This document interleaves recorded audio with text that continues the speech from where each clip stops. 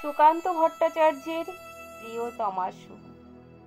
সীমান্তে আজ আমি প্রহরী, অনেক রক্তাক্ত পথ অতিক্রম করে আজ এখানে এসে থমকে দাঁড়িয়েছি স্বদেশের সীমানায়।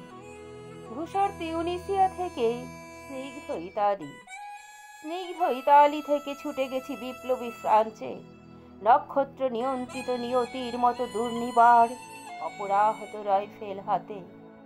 ফ্রান্স থেকে প্রতিবেশী বার্মাতেও আজ দেহে আমার সৈনিকের কড়া পোশাক, হাতে এখনো দুর্জয় রাইফেল, রক্তে রক্তে তরঙ্গিত জয়ের আর শক্তির দুর্বহ দম্ভ। আজ এখন সীমান্তের প্রহরী আমি।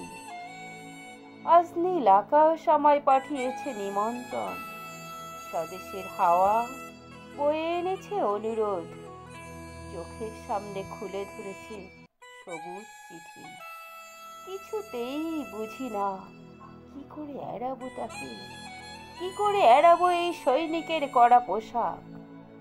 যুদ্ধ শেষ, মাঠে মাঠে প্রসারিত শান্তি, চোখে এসে লাগছে তারই শীতল হাওয়া। প্রতি মুহূর্তে শ্লথ হয়ে আসে হাতের রাইফেল, গা থেকে খসে পড়তে চাই এই কড়া পোশাক। রাত্রি চাঁদ ওঠে, আমার চোখে ঘুম নেই। তোমাকে ভেবেছি কতদিন, কত শত্রুর পদক্ষেপ শোনার প্রতীক্ষার অবসরে, কত গোলা ফাটার মুহূর্তে, কতবার অবাধ্য হয়েছে মন যুদ্ধ জয়ের ফাঁকে ফাঁকে, কতবার হৃদয় জ্বলেছে অনুশোচনার অঙ্গারে।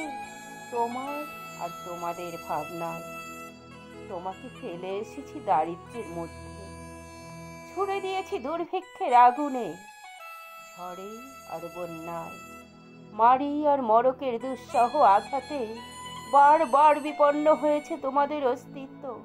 আর আমি ছুটে গেছি এক যুদ্ধক্ষেত্র থেকে আর এক যুদ্ধক্ষেত্রে, জানি না আজও কি নাই।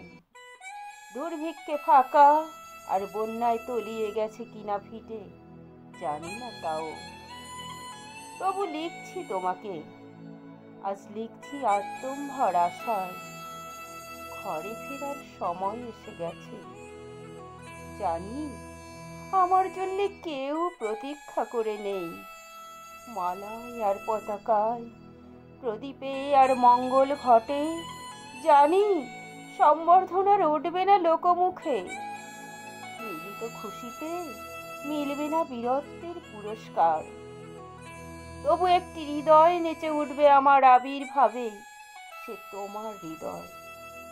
যুদ্ধ চাই না, যুদ্ধ তো থেমে গেছে। পদার্পণ করতে চায় না মন ইন্দোনেশিয়ায়। আর সামনে নয়, এবার পেছনে ফেরার ভালা। পরের জন্য যুদ্ধ করেছি অনেক, এবার যুদ্ধ তোমার আর আমার জন্যে।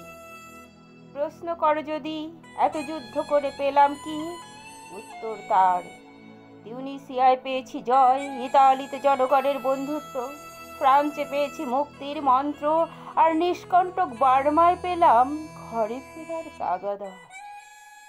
আমি যেন সেই বাতিওয়ালা, সে সন্ধ্যায় রাজপথে পথে বাতি জ্বালিয়ে ফেরে, অথচ নিজের ঘরে নেই যার বাতি জ্বালার সামর্থ্য। নিজের ঘরেই জমে থাকে দুঃসহ অন্ধকার।